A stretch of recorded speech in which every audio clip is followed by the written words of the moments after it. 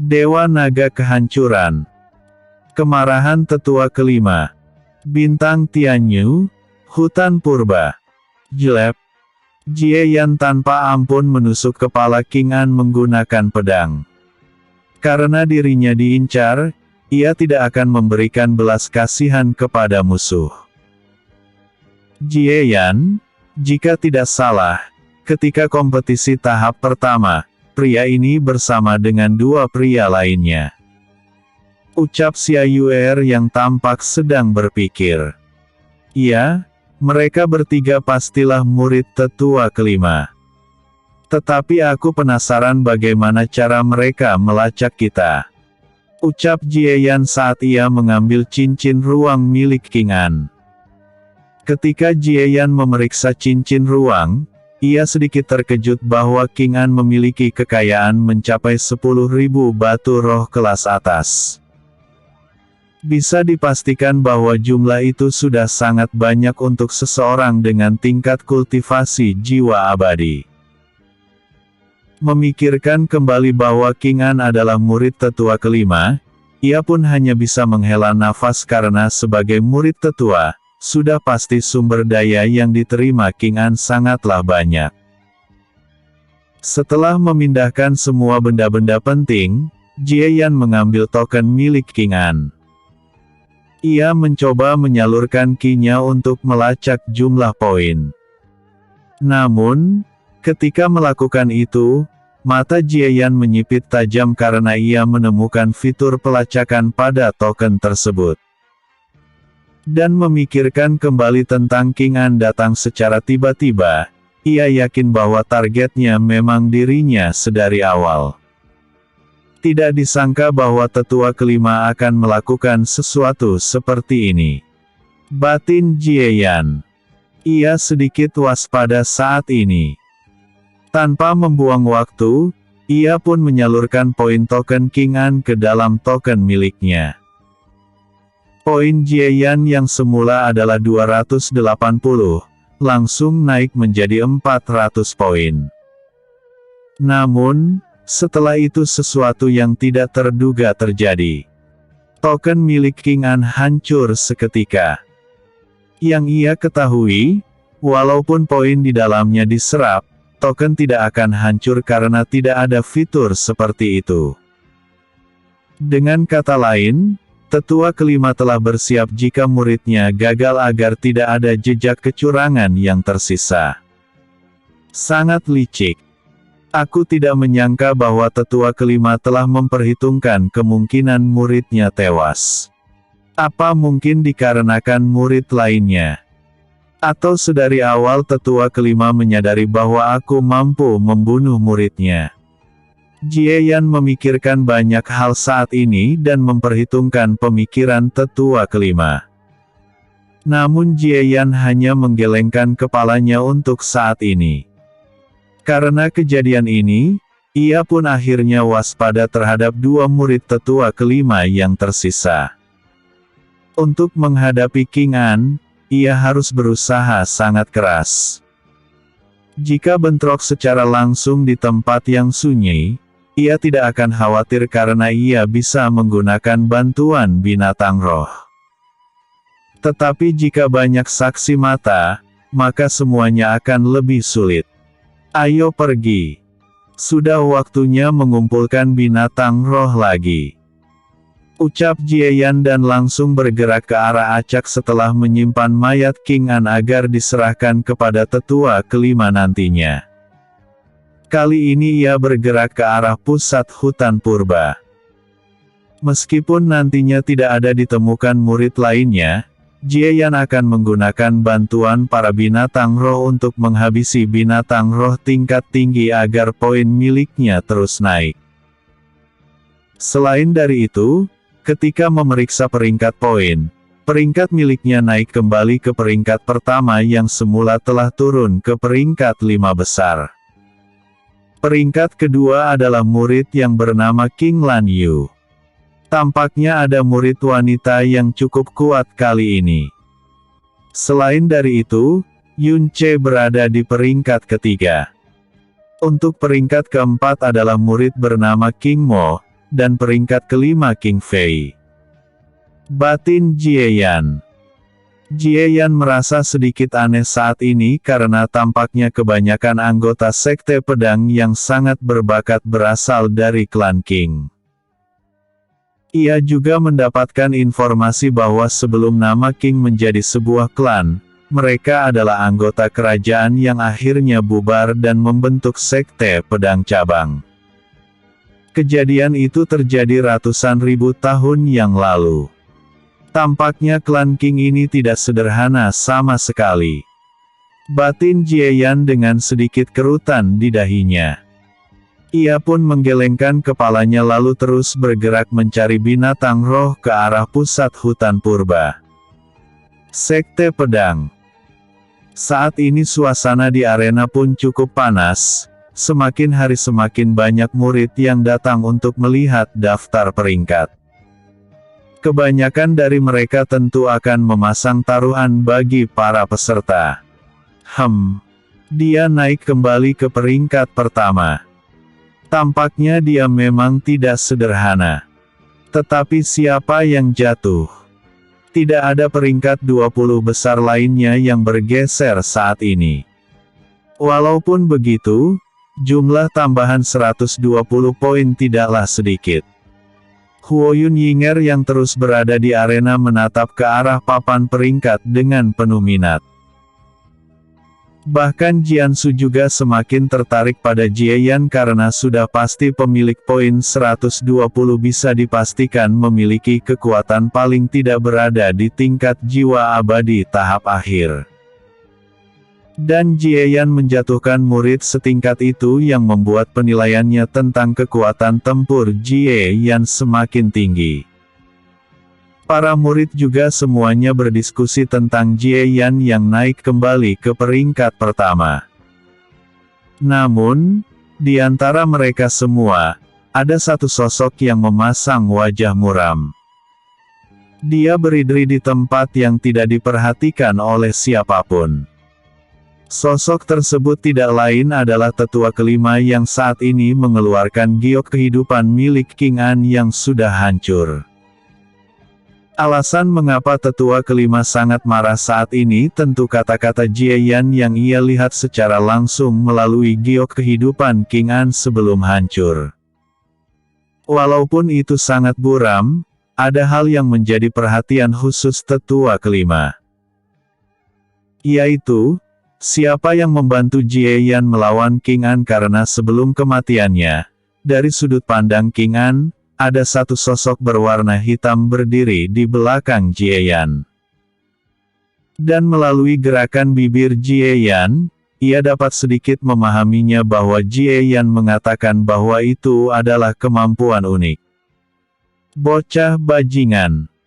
Tidak hanya membunuh muridku, kau juga tidak melepaskannya ketika King An hendak menyerah. Selain dari itu, kau mencoba mempermainkanku. Tunggu saja, apapun rahasiamu pasti akan aku bongkar ketika waktunya tiba. Ucap tetua kelima dengan wajah sangat muram.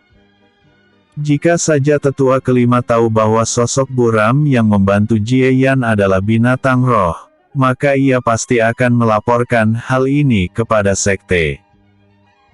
Tetapi sangat disayangkan bahwa pandangan King An sangat buram ketika Jieyan meledakkan teknik perisai Yin Yang. Hutan Purba. Di suatu tempat di hutan purba, terlihat satu sosok yang terluka dan terbang di udara menggunakan pedangnya. Ia tidak lain adalah Yun Ce yang saat ini diburu oleh seseorang. Bocah, jangan lari. Kau tidak akan bisa lolos dariku. Satu sosok pria terus melompat dari satu dahan ke dahan lainnya mengejar Yun Ce yang berada di udara. Jika Jieyan dan Xia Yuer berada di situ, keduanya akan langsung mengenali siapa yang mengejar Yun Ce. King Chao. Apa kau hanya bisa memburu seseorang yang jauh lebih lemah darimu? Sesuai yang diharapkan dari murid tetua kelima, tetua utama terlemah dan paling licik di sekte pedang. Ucap Yunce dingin saat menatap King Chao yang terus mengejarnya. Wajah King Chao muram ketika mendengar apa yang dikatakan oleh Yunce. Bocah sialan. Aku akan membunuhmu. Teriak King Chao saat ia mengayunkan pedangnya ke arah udara sekuat tenaga. Sraing. Bilah raksasa berwarna emas melesat dengan kecepatan tinggi ke arah Yunce. Menatap hal itu, Yunce hanya mendengus dingin. Ia dengan mudah menghindarinya karena kecepatan pedang awan abadi di udara memang sangat tinggi. Kejarlah aku sampai ke ujung hutan purba ini. Yunce mendengus jijik dan meningkatkan kecepatannya. Tetapi dalam hatinya, ia bersumpah akan memberi King Chao kematian paling mengerikan karena memburunya satu harian sehingga ia tidak bisa berburu bintang roh. Ini juga membuat ia menjadi peringkat ketiga dan selisih poin dengan peringkat keempat hanyalah 5 poin. Menatap Yunce yang semakin jauh setiap menitnya, wajah King Chao berubah sehitam pantat wajan. Ketika ia hendak menyerang kembali, ia merasakan seseorang berada di dekat tempat tersebut. Cih! Yunce bajingan! Aku akan memburumu nanti. Lain kali kau akan tewas seketika sehingga kau tidak bisa kabur. Ucap King Chao marah. Ia pun langsung berdiri di salah satu dahan menatap ke arah sumber kekuatan besar yang sebentar lagi tiba. Namun, ketika melihat sosok yang datang, wajah King Chao pucat seketika. Sial! Kenapa aku harus bertemu orang ini? King Chao kabur secara langsung ke arah acak menjauh dengan buru-buru dari sosok yang mendekat. Di kejauhan, sosok dengan jubah hitam putih berhenti di atas pohon karena tahu bahwa King Chao melarikan diri. Sosok tersebut menatap ke arah kepergian Yun Chen dengan mata menyipit. Guru, aku tidak mengerti mengapa kau berniat membantu kedua pemula itu. Tugas membantu Yunce telah usai, kali ini jika ada masalah pada Jieyan, aku akan membantunya satu kali. Sosok yang merupakan seorang wanita itu pun menggelengkan kepalanya. Ia tidak lain adalah King Lan Yu, murid dari tetua aula penegak hukum. King Lan Yu tidak tahu mengapa gurunya sangat ingin membantu dua murid baru di kompetisi tahap kedua jika ada masalah. Ia pun langsung bergerak kembali ke arah pusat hutan purba untuk berburu kembali, mengabaikan Yunce yang menatapnya dari kejauhan dengan tatapan penasaran. Episode sebelumnya, melawan King An. Episode berikut, salah satu dari 33 alam surga. Bintang Tianyu, Hutan Purba. Hutan Purba saat ini cukup ramai karena diwarnai oleh pertarungan yang terjadi di sana-sini. Di jalan menuju pusat hutan purba, mayat binatang roh yang sangat banyak terlihat tergeletak di tengah jalan. Walaupun mayat yang jatuh di semua tempat telah mencapai angka ribuan, itu masih jumlah kecil dari jumlah binatang roh yang ada di sana. Sementara itu, suatu tempat tidak terlalu jauh dari pusat hutan purba, tidak ada pertempuran yang terjadi. Namun, jika seseorang memperhatikan dengan cermat, siapapun akan merasa curiga bahwa ada sesuatu yang salah di tempat itu. Dan memang benar bahwa ada sesuatu yang janggal, itu dikarenakan Jieyan telah memperbudak binatang roh dalam jumlah yang cukup besar. Sudah hampir 2 minggu setelah kompetensi berlangsung. Tidak ada tanda-tanda dua murid tetua kelima yang artinya hanya ada satu token pelacak untuk mencari tempatku berada. Gumam Jieyan saat baru saja selesai memperbudak binatang roh tingkat jiwa abadi tahap menengah. Jumlah poin yang dimilikinya kali ini sudah berada di 15 besar, jauh ditinggalkan oleh para murid tingkat atas. Tetapi Jie Yan sama sekali tidak khawatir. Hanya dengan mengambil semua inti binatang roh yang ia kendalikan, ia pasti akan mencapai peringkat pertama lagi. Tetapi binatang roh itu lebih berguna jika menjadi pasukan. Setelah itu pun, Jie Yan pasti akan mendapatkan poin tambahan setelah menggunakan semua binatang roh melawan murid lainnya. Walaupun jumlah binatang roh ini cukup banyak, sudah pasti jika bertemu dengan seseorang yang lebih kuat dari King An, setengah binatang roh yang aku kendalikan akan jatuh. Jie Yan menghela nafas panjang. Untuk binatang roh yang setingkat dengan kultivator dalam hal kultivasi, binatang roh hampir tidak mampu melawan para kultivator. Apalagi tingkat kekuatan yang lebih tinggi. Tampaknya aku harus mengendalikan binatang roh tingkat jiwa abadi tahap akhir. Gumam Jie Yan dan memutuskan bahwa saat ini sudah waktunya untuk menerobos ke tingkat jiwa abadi tahap menengah. Jika menggunakan batu roh untuk menerobos, Jie Yan tidak akan mau untuk saat ini karena fondasinya mungkin akan rusak. Namun, kebetulan bahwa dari beberapa binatang roh, ia mendapatkan informasi tentang sumber daya yang cukup berharga. Tentu saja sebagai seseorang yang memiliki kemampuan mengendalikan binatang roh, Jie Yan akan paham dengan semua bahasa binatang roh. Ada apa Jie Yan? Apakah kita akan melawan kultivator lainnya? Tanya Xia Yuer dengan nada bosan karena setelah berurusan dengan King An, ia hanya bersantai sepanjang waktu. Tidak, kita akan meningkatkan kultivasi saat ini karena dengan kekuatan kita, walaupun dibantu oleh binatang roh, itu tidak cukup menghadapi semua murid tingkat tinggi. Para binatang roh yang aku kendalikan sangat rentan terhadap para murid tingkat jiwa abadi tahap akhir dan puncak. Balas Jie Yan. Oh, apakah kita akan menggunakan batu roh lagi? Tetapi wanita sialan itu mengatakan bahwa akan ada masalah jika kita menerobos dengan cara itu. Apakah dia menipu kita? Tanya Xia Yuer sedikit curiga. Tidak, kita tidak akan menggunakan batu roh. Cara itu akan kita gunakan ketika fondasi kita cukup stabil setelah menyerap sumber daya yang diketahui oleh beberapa binatang roh yang ada di hutan ini. Ujar Jie Yan. Sumber daya apa?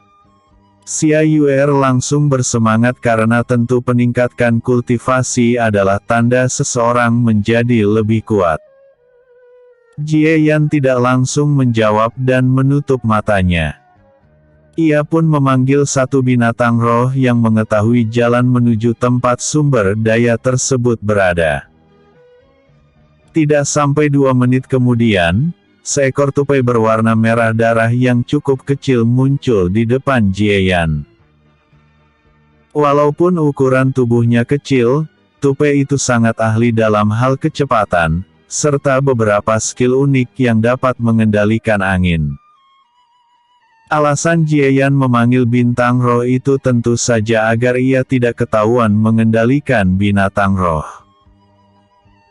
Selain dari itu, binatang roh tersebut sangat ahli menyembunyikan auranya walaupun untuk Jie Yan itu hampir tidak berguna karena ia memiliki mata dewa.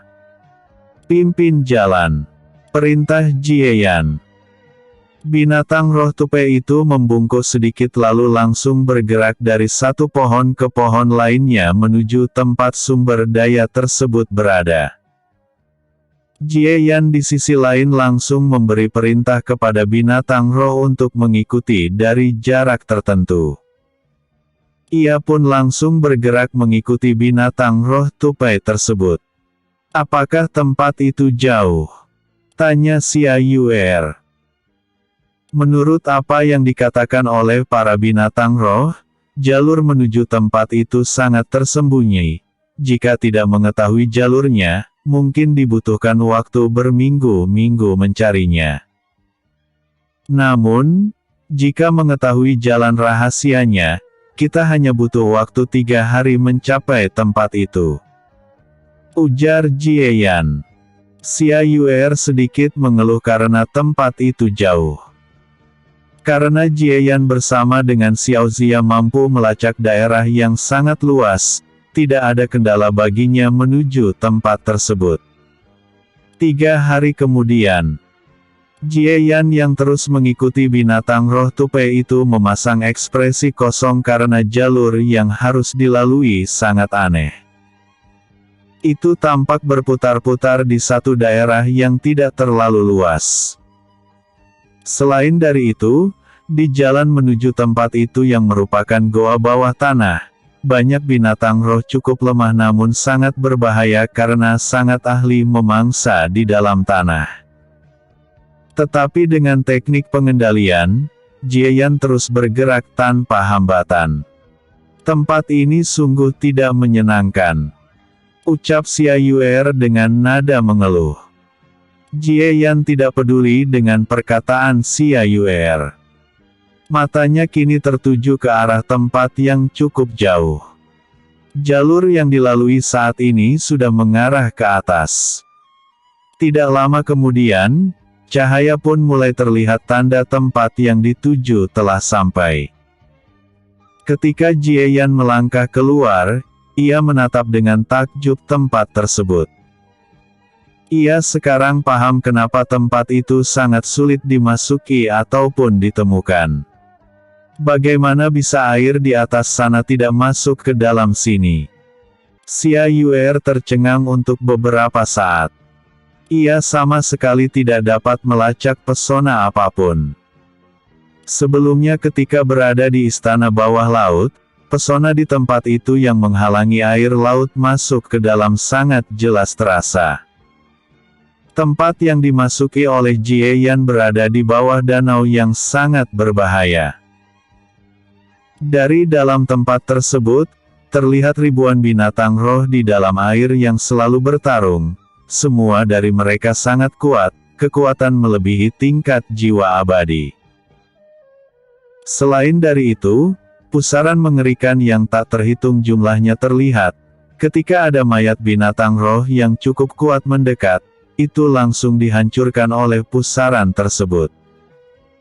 Dengan kata lain, tanpa jalur rahasia, tempat itu tidak mungkin dimasuki oleh para murid. Jieyan menatap ke arah langit-langit dengan mata sedikit menyipit. Dengan mata dewa, ia dapat melihat aura yang merupakan konsep tercipta oleh alam itu sendiri. Dari konsep yang hanya dapat dilihat dengan cara khusus tersebut sangatlah kuat. Ia yakin bahwa itu tercipta oleh fenomena alam yang unik. Aku tidak menyangka bahwa tempat ini akan ada di hutan purba. Xiao Zia pun keluar dari ruang jiwa saat berkata dengan nada takjub. Apakah kau tahu tempat apa ini? Tanya Jieyan tertarik. Iya. Tempat seperti ini hanya bisa dihitung dengan jari di seluruh 33 surga. Walaupun kategori tempat ini adalah yang paling rendah, ini dapat mengakibatkan pertempuran berdarah jika para penguasa bintang tingkat tinggi mengetahuinya. Ujar Xiao Zia. Dari catatan di zaman kuno, alasan kenapa semesta ini dinamai sebagai 33 surga, itu dikarenakan tempat ini. Kenapa aku mengatakan tempat seperti ini hanya dapat dihitung dengan jari? Itu dikarenakan tempat seperti ini ditemukan berjumlah 7. Namun, untuk seseorang seperti diriku dan penguasa puncak lainnya, mereka yakin bahwa tempat ini berjumlah 33. Inilah mengapa semesta ini dinamai sebagai 33 surga, itu dikarenakan tempat seperti ini adalah tempat berkultivasi yang diidamkan oleh para makhluk tingkat tinggi. Mengingat kembali apa yang dikatakan oleh ayah kita sebelumnya, para makhluk dari luar pasti mengincar tempat ini. Mungkin di salah satu tempat ini, terdapat sebuah benda yang sangat penting. Dan tempat ini dinamai sebagai alam surga. Ucap Xiao Zia dengan nada sedikit bersemangat setra mata berkilau. Xiao Zia telah lama mencari tempat seperti ini. Walaupun kualitas alam surga di bintang Tianyu merupakan kategori terendah, itu masih sangat berharga bahkan di mata Xiao Zia sendiri. Alam surga. Jie Yan dan Xia Yuer saling memandang karena sedikit terkejut bahwa asal-usul 33 surga adalah karena tempat tersembunyi yang mereka masuki. Tatapan Jie Yan tertuju pada tempat kejauhan yang terlihat sangat indah.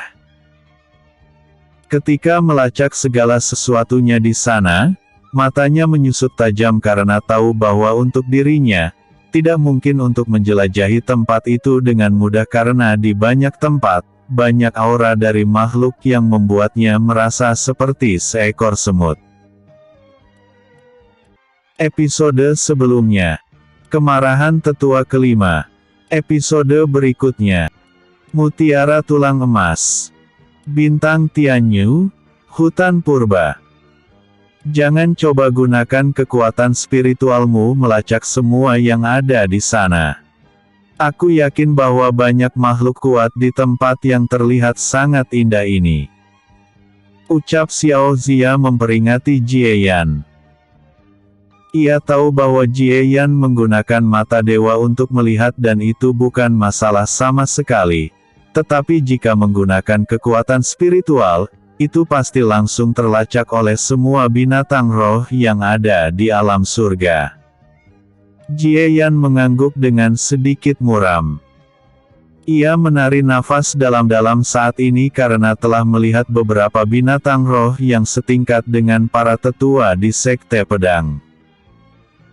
Tetapi itu hanya berada di pinggiran tempat tersebut yang artinya di pusat tempat tersebut. Maka bisa dipastikan bahwa binatang roh yang lebih kuat pasti sangat banyak. Jie Yan, Yuer, ini adalah keberuntungan bagi kita bisa sampai di tempat ini. Menurut perhitunganku, kita membutuhkan waktu lebih dari seminggu mengelilingi semua tempat ini jika tidak ada hambatan. Itu juga mencakupi wilayah alam surga yang berada di bawah tanah. Apa kalian berdua tidak merasakannya? Di tempat ini, kekuatan konsep sangatlah padat. Konsep yang kuat akan memberikan tekanan besar. Tetapi, itu juga merupakan kesempatan langka, yaitu dapat meningkatkan pemahaman konsep seseorang puluhan kali lipat lebih cepat daripada belajar melalui giok pemahaman konsep. Dan di tempat ini tampaknya beberapa konsep terlahir membentuk tempat ini. Tetapi aku yakin bahwa itu pasti salah satu dari 33 konsep kuno menjadi penopang tempat ini. Ujar Xiao Zia. Konsep kuno. Apa itu? Tanya Jie Yan dan Xia Yuer bersamaan. Xiao Zia tidak pelit sama sekali dan langsung menjelaskan, konsep kuno adalah konsep yang berada di atas konsep dasar, yaitu 5 elemen, dan di atas konsep tertinggi yaitu cahaya dan kegelapan. Tetapi masih lebih rendah dari konsep penciptaan asli yaitu ruang dan waktu serta beberapa konsep setingkat lainnya. Contoh konsep kuno adalah milikmu Jie Yan, yaitu konsep kehancuran. Itu merupakan salah satu dari 33 konsep kuno peringkat tertinggi, kemungkinan berada di peringkat 3 besar. Penjelasan Xiao Zia membuat Xia Yuer merenung sejenak lalu bertanya, lalu, seberapa tinggi konsep kuno dibandingkan dengan konsep kehidupan dan kematian? Xiao Zia menatap Xia Yuer dengan tatapan kosong karena tidak menyangka Xia Yuer yang selalu tidak peduli tentang apapun akan bertanya hal yang penting. Apa-apaan tatapanmu itu? Xia Yuer ingin meledak marah karena Xiao Zia menatap dirinya seolah-olah tidak percaya akan sesuatu. Xiao Zia mengabaikan amarah Xia Yuer lalu menjawab, konsep kematian dan kehidupan adalah jenis konsep alam yang berbanding terbalik dengan 4 peringkat konsep, dasar, tinggi, kuno dan penciptaan. Bisa dikatakan, kedua konsep ini unik karena mampu berkembang ke titik konsep penciptaan. Tetapi Xiao Zia tidak mengatakan tentang perkembangan ke level apa itu untuk saat ini karena dirinya juga belum mencapainya. Tetapi ia tahu betul bahwa konsep kehidupan dan kematian memiliki titik perkembangan ke jalur akhir, yaitu samsara. Peringkat 3 besar. Gumam Jieyan saat menatap ke telapak tangannya dan kemudian konsep kehancuran berupa petir hitam menyambar perlahan. Tetapi ia masih ada misteri pada kekuatan di tangannya seolah-olah ada sesuatu yang lebih di dalamnya. Xiao Zia juga menatap Jieyan dengan sedikit rumit karena ia tahu bahwa konsep kehancuran Jieyan tidak sederhana sama sekali. Ia tahu siapa pemilik asli konsep kehancuran di masa lalu, dia adalah Dewa Naga Kehancuran, Xiao Bai. Tetapi Xiao Zia juga tahu bahwa ayah mereka memiliki konsep kehancuran, tetapi itu telah berevolusi ke peringkat yang lebih tinggi walaupun sampai saat ini ia tidak tahu level apa itu. Tetapi ia yakin bahwa ketika kekuatan kehancuran sejati Jieyan bangkit, itu akan mencapai level setara dengan konsep penciptaan asli, yaitu ruang dan waktu. Jika ini menyangkut 33 konsep kuno, konsep apa yang menciptakan tempat ini? Tanya Jieyan ke intinya. Ia tahu dengan kasar menebak bahwa fenomena alam yang menciptakan tempat ini pastilah bersumber dari konsep kuno itu sendiri. Dan itulah sesuatu yang paling berharga di alam surga sehingga Xiao Zia mengatakan bahwa jika alam surga ditemukan, pertempuran berdarah akan terjadi. Aku tidak tahu. Itu bukan sesuatu yang bisa aku lacak dengan mudah. Kekuatan konsep ini lebih tinggi dari pemahamanku tentang konsep kematian. Jika tidak, bagaimana mungkin tempat seperti ini hanya ditemukan sebanyak 7 dalam sejarah? Xiao Zia menggelengkan kepalanya. Ia tidak akan membual dan memperkirakan secara sembarangan sesuatu yang istimewa. Tidak perlu berpikir hal itu untuk saat ini, ayo kita mencari sumber daya yang cocok untuk kita. Selain dari itu, kumpulkan sebanyak mungkin sumber daya karena kita memiliki waktu terbatas. Jangan lupa bahwa hutan purba memiliki segel kuat yang hanya bisa dibuka oleh sekte pedang. Jangan sampai terlena tempat ini untuk saat ini karena jika tidak, kita akan terjebak dalam hutan purba dalam waktu yang sangat lama. Ucap Xiao Zia. Ia pun perlahan melayang ke arah tertentu. Tetapi Xiao Zia mengerutkan keningnya karena tekanan di tempat itu sangat kuat. Ia hanya bisa melayang sejauh 2 meter dari permukaan tanah dengan kekuatannya saat ini. Jieyan mengangguk serius dan langsung mengikuti Xiao Zia.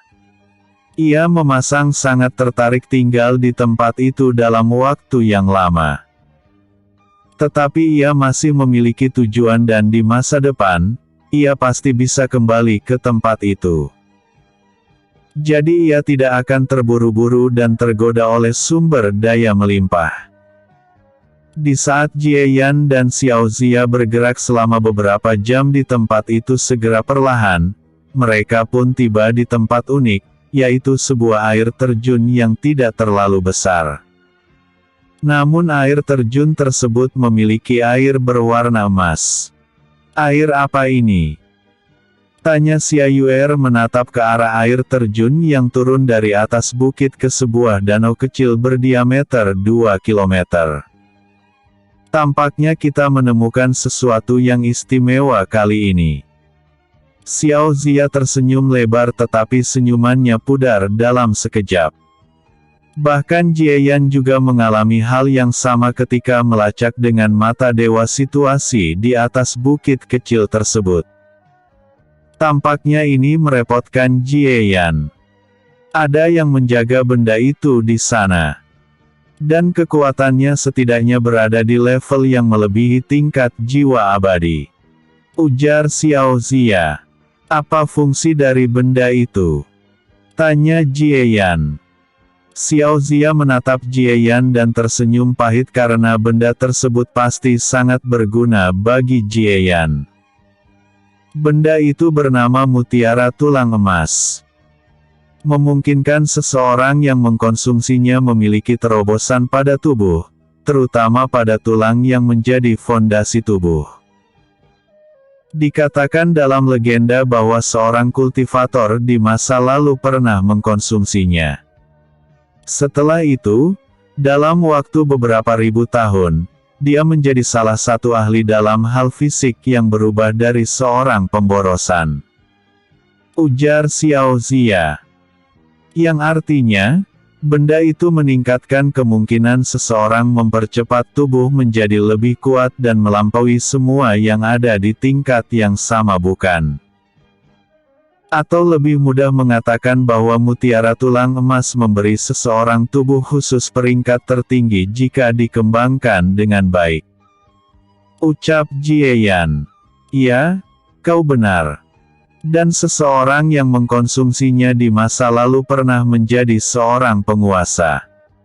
Xiao Zia tidak menyembunyikan apapun dari Jieyan dan langsung memberitahunya. Jieyan menarik nafas dalam-dalam lalu bertanya dengan suara berat, apa level kekuatan bintang roh yang menjaga mutiara tulang emas itu? Xiao Zia paham bahwa Jieyan sangat menginginkan benda itu. Ia tersenyum kecil karena tentu ia akan membantu Jieyan mengambilnya dari binatang roh tersebut. Walaupun binatang roh itu kuat, jadi apa? Ia pernah mencapai puncak 33 surga. Hanya binatang roh selevel itu tidak akan bisa membuatnya takut sama sekali. Minimal berada di tingkat penguasa abadi tahap menengah. Episode sebelumnya. Salah satu dari 33 alam surga. Episode berikutnya. Rencana untuk mengambil sumber daya. Bintang Tianyu, hutan purba. Alam surga. Tingkat kultivasi penguasa abadi tahap menengah. Mata Jieyan semakin menyusut tajam. Ia tentu tahu bahwa setelah tingkat jiwa abadi, itu adalah tingkat penguasa abadi. Di atas tingkat penguasa abadi adalah tingkat raja abadi. Dan selanjutnya adalah tingkat kaisar abadi. Setelah menerobos ke tingkat penguasa abadi, seseorang mungkin mencapai usia lebih dari 20.000 tahun.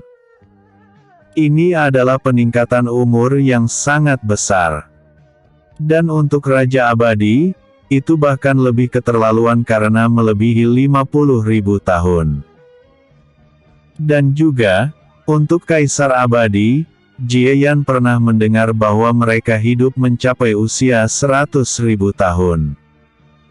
Konsep waktu 100.000 tahun memang sungguh keterlaluan. Tetapi, mengingat kembali bahwa penguasa puncak saat ini telah hidup sejak era kuno, 100.000 tahun mungkin tidak seberapa. Dan di atas tingkat kaisar abadi, berapa lama mereka telah hidup? Hal ini membuat Jieyan yang membayangkannya menjadi semakin merinding karena semua penguasa di bintang tingkat tinggi pastilah monster tua bau tanah. Sekuat itu. Xia Yuer terkejut mendengar kekuatan binatang roh yang menjaga mutiara tulang emas.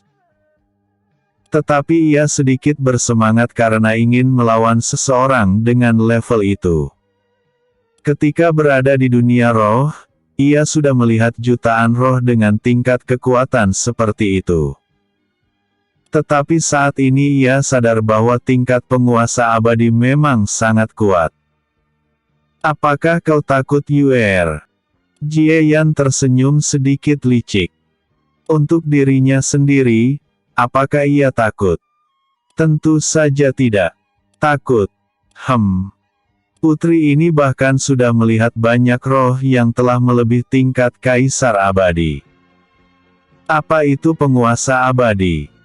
Itu tidak mampu membuat putri ini takut. Dengus Xia Yuer dengan bangga. Memang benar bahwa ia telah melihat sangat banyak roh kuat. Terutama ayahnya yang tentu saja telah melampaui tingkat kaisar abadi.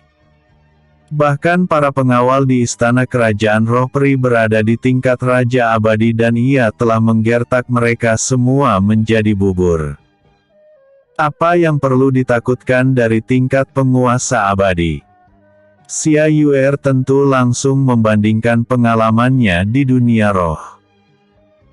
Jika Jie Yan dan Xiao Zia memahami pemikiran Xia Yuer, keduanya pasti ingin menghajar Xia Yuer menjadi bubur.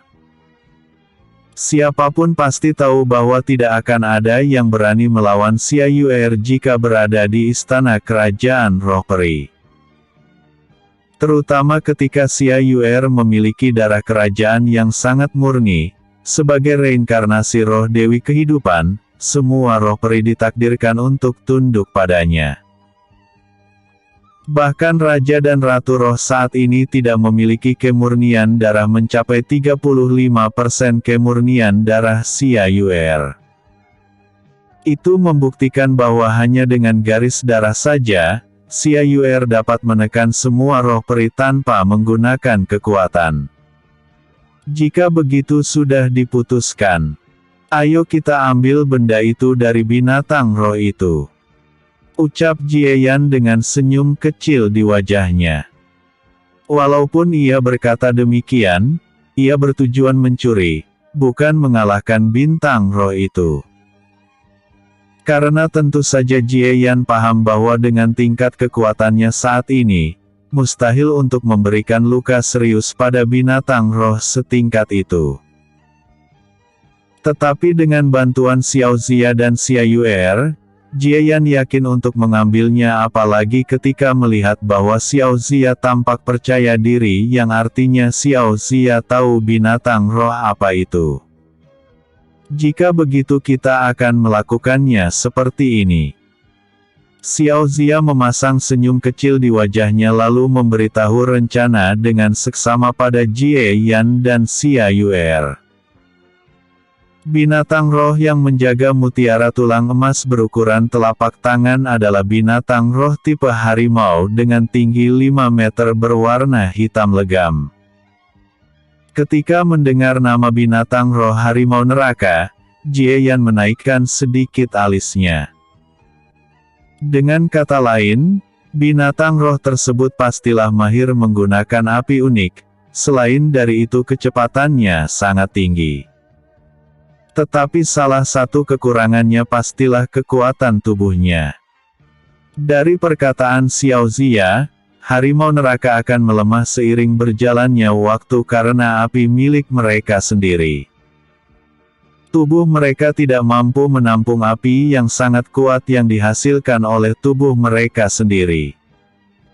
Inilah mengapa harimau neraka itu sangat tergila-gila pada mutiara tulang emas.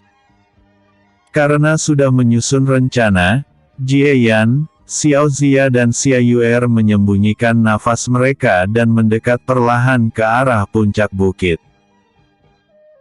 Ketika mendekat, Jie Yan dapat melihat dengan jelas mutiara tulang emas yang tampak seperti sebuah mutiara berwarna emas dengan banyak duri seperti tulang. Dari benda itu, air emas terus keluar sangat deras sehingga mampu membentuk sungai kecil. Tetapi itu juga dikarenakan mutiara tulang emas masih hidup, belum dicabut dari dalam tanah sehingga itu terus mengeluarkan cairan yang tidak lain adalah ampas dari ki dan konsep yang tidak dibutuhkan oleh mutiara tulang emas yang dia serap dari dalam tanah. Tingkat penyerapan ki dan konsep dari dalam tanah oleh mutiara tulang emas juga membuat Jie Yan tercengang. Dengan mata dewa, ia dapat melihat dengan jelas bahwa konsumsi ki yang diserap dalam waktu 1 menit mencapai ribuan batu roh kelas atas. Ini membuat Jie Yan tidak heran dengan pembuangan ki tidak penting yang akhirnya membentuk sebuah sungai.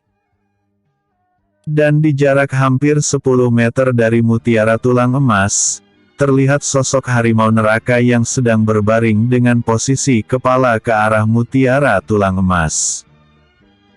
Dapat dipastikan bahwa harimau neraka itu memperhatikan mutiara tulang emas dari waktu ke waktu. Usia mutiara tulang emas itu telah mencapai 10.000 tahun. Usia itu sangat cocok untuk dikonsumsi oleh tubuhmu Jie Yan. Tetapi untuk harimau neraka itu yang sudah pasti terluka karena kinya sendiri, sudah pasti dia akan menunggu mutiara tulang emas lebih tua agar hasil yang diterima lebih optimal. Ujar Xia Yuer menatap ke arah harimau neraka. Jie Yan tersenyum kecil lalu berkata, "Yuer, rebut mutiara tulang emas secepat mungkin lalu pergi bersembunyi." Xia Yuer sangat tidak puas karena dirinya hanya mendapatkan peran pencuri kecil. Ia sangat ingin melawan binatang roh itu. Tetapi memikirkan kembali kekuatan musuh, ia tidak mau gegabah apalagi benda itu sangat penting bagi Jie Yan. Ia pasti akan melakukan apapun semampunya untuk membantu Jie Yan. Jika begitu, ayo kita mulai. Ucap Jie Yan. Saat Jie Yan berbicara, Xiao Zia langsung menyentuh permukaan tanah dan Xia Yuer yang memiliki peran pencuri juga langsung menyerang di awal sebelum ia bersembunyi dan mengambil kesempatan mencuri mutiara tulang emas. Formasi kematian, dunia kematian. Formasi kematian, lonceng kematian. Formasi cahaya, segel 4 pilar. Formasi alam, kelahiran alam. Dung. Saat tempat di sekitar harimau neraka berubah, binatang roh tersebut langsung bangkit dan menatap dengan ganas ke arah Xiao Zia. Ush. Sebuah lonceng besar melesat dari arah atas bersamaan dengan 4 pilar yang muncul tiba-tiba. Selain dari itu, banyak akar pepohonan yang muncul lebih dulu mencoba menangkap harimau neraka. Roar! Harimau neraka meraung keras ke arah tanaman merambat lalu api hitam meledak dari mulutnya, melebar ke segala arah dan membakar semua tumbuhan merambat. Dong! Lonceng besar itu langsing menutupi seluruh tubuh harimau neraka dan 4 pilar memancarkan cahaya dan mencoba menekan binatang roh tersebut. Xia Yuer yang bersembunyi menyipitkan matanya karena ia bahkan tidak mampu menahan harimau neraka dalam waktu 2 detik menggunakan segel yang sangat kuat. Hal ini juga berlaku untuk Xiao Zia tetapi ia tidak panik sama sekali. Sementara itu, Jie Yan langsung muncul di arah lainnya setelah menggunakan teknik teleportasi. Ia mengangkat pedangnya ke arah udara lalu kekuatan dahsyat meledak. Seni rahasia tertinggi, tebasan kaisar surgawi. Shrine. Episode sebelumnya. Mutiara tulang emas. Episode berikutnya. Mencuri mutiara tulang emas. Bintang Tianyu, hutan purba. Alam surga. Seni rahasia tertinggi, tebasan kaisar surgawi. Shrine. Jie Yan mengayunkan pedang miliknya dari atas ke bawah sekuat tenaga yang ia bisa.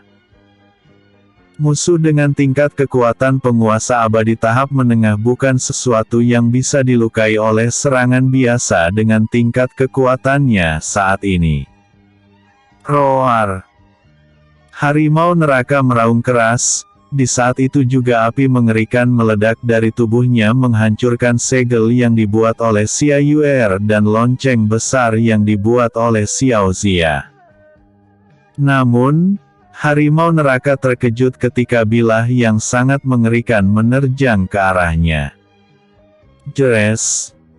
Bilah raksasa tersebut langsung menelan harimau neraka di dalamnya dan serahkan Jie Yan terus bergerak ke tempat yang sangat jauh.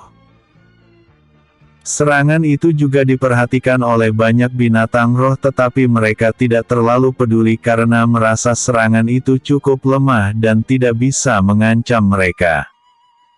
Itu yang membuat mereka tidak bergerak dan ini juga menjadi keberuntungan kelompok Jie Yan.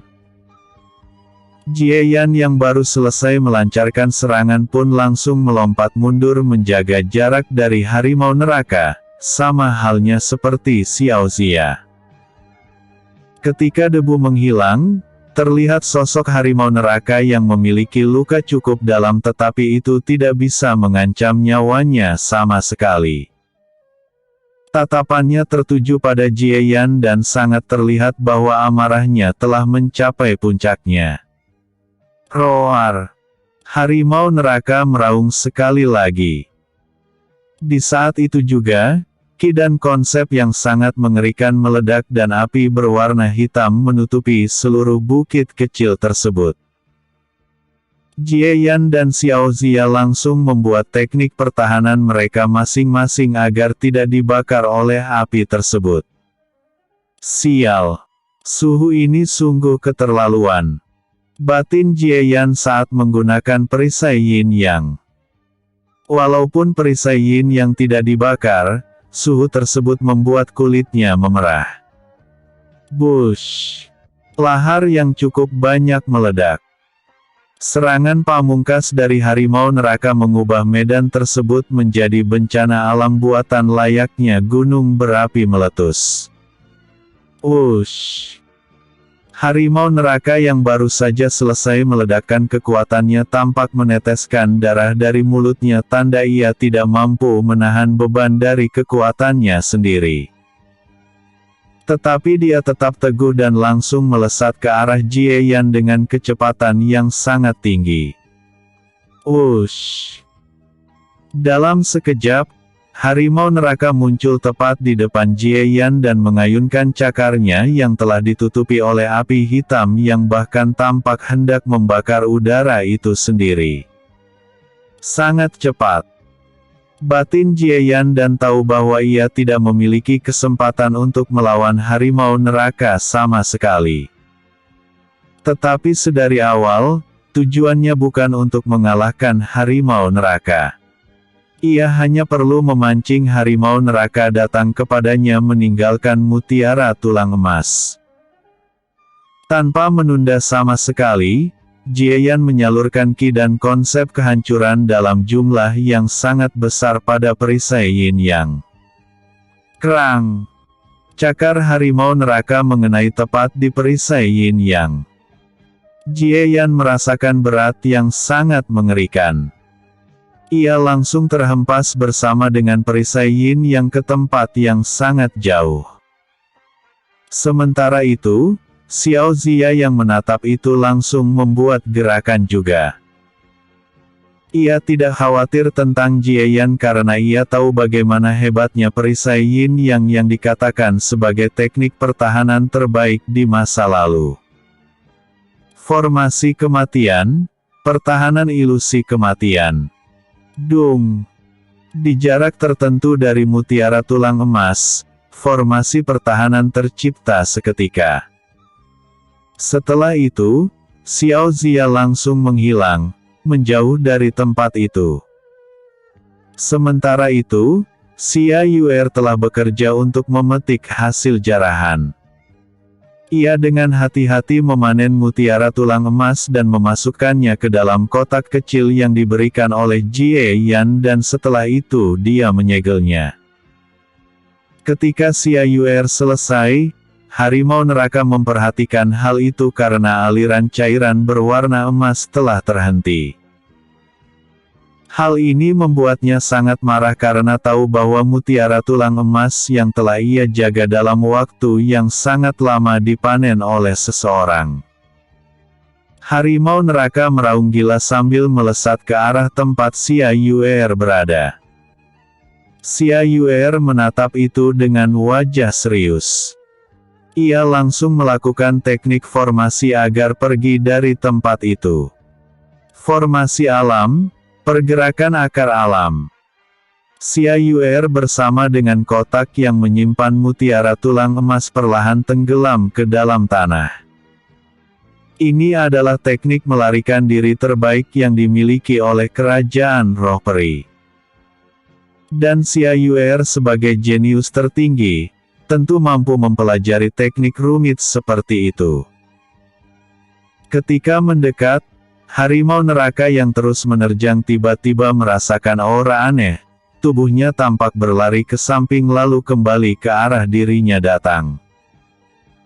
Teknik formasi pertahanan yang diciptakan oleh Xiao Zia adalah menipu pandangan seseorang. Dan ketika harimau neraka berbalik, ia langsung terhenti seketika. Harimau neraka langsung berbalik kembali dan amarahnya semakin tinggi karena ketika ia berbalik, ia tidak dapat menemukan aura Xia Yuer yang tenggelam ke dalam tanah. Roar! Karena tahu telah ditipu, harimau neraka meraung keras. Vitalisnya menyusut tajam dan api berwarna hitam meledak melewati bukit tersebut. Cairan emas yang membentuk danau kecil pun langsung menguap dengan kecepatan yang dapat dilihat dengan mata telanjang. Untuk Jie Yan, ketika tubuhnya terhempas diserang oleh harimau neraka, ia langsung menggunakan teknik teleportasi ke tempat terjauh yang bisa ia datangi. Sangat berbahaya. Jie Yan merasakan tulang-tulangnya ngilu karena menerima dampak dari tekanan perisai yin yang membawanya ke tempat sangat jauh. Selain dari itu, hanya untuk menahan satu cakar harimau neraka, Jie Yan kehabisan lebih dari 50% ki dan konsep miliknya.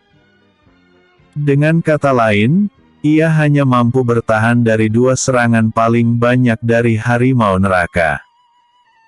Ini membuatnya mengerti celah antara tingkat jiwa abadi dan penguasa abadi. Jie Yan menatap ke tempat yang sangat jauh, saat ini banyak tempat telah dibakar oleh api hitam karena amukan dari harimau neraka. Beberapa binatang roh yang tidak puas tampak menerjang dan memberi pelajaran kepada harimau neraka. Pertempuran itu langsung pecah tetapi Jie Yan sama sekali tidak peduli dengan hal itu. Tidak lama kemudian, Xiao Zia muncul di sebelah Jie Yan dan menatap ke arah tempat pertempuran yang berada di tempat sangat jauh. Setelah itu, Xia Yuer tampak muncul dari dalam tanah membawa kotak kecil bersamanya. Jie Yan menatap Xia Yuer dengan tatapan kosong karena teknik melarikan diri tersebut sangatlah luar biasa. Ia juga sebelumnya kehilangan jejak Xia Yuer ketika Xia Yuer tenggelam ke dalam tanah selama 2 detik. Kemampuan tahil lalat roh peri memang sesuai dengan ketenarannya. Ucap Xiao Zia menatap ke arah Xia Yuer. Apa maksudmu dengan teknik tahil lalat?